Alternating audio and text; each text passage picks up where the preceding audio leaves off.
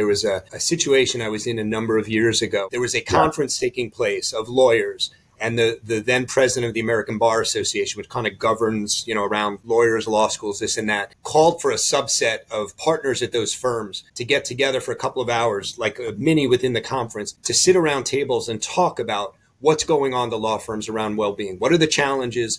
How are law firms trying to overcome them? And what are the hiccups to those, trying to overcome?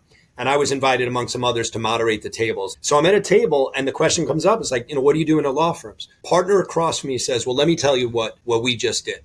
We announced that there's going to be a happy hour coming up the following week at the law firm. Now I had to already stop there and say, well-being happy hour, not always the best thing, but that's not what my job was. So I let that go. Yeah. So there's a happy hour going.